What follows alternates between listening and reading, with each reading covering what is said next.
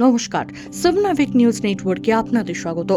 আমার ভাইয়ের রক্তে রাঙানো 21শে ফেব্রুয়ারি, আমি কি ভুলতে পারি?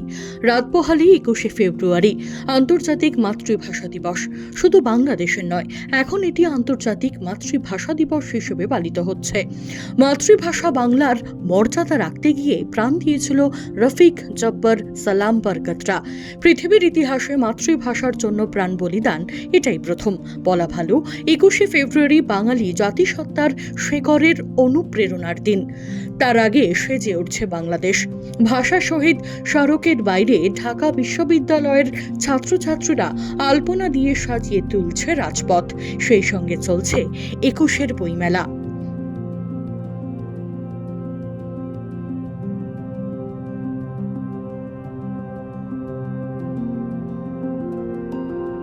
Seven news Bangladesh bureau. জয় হিন্দ।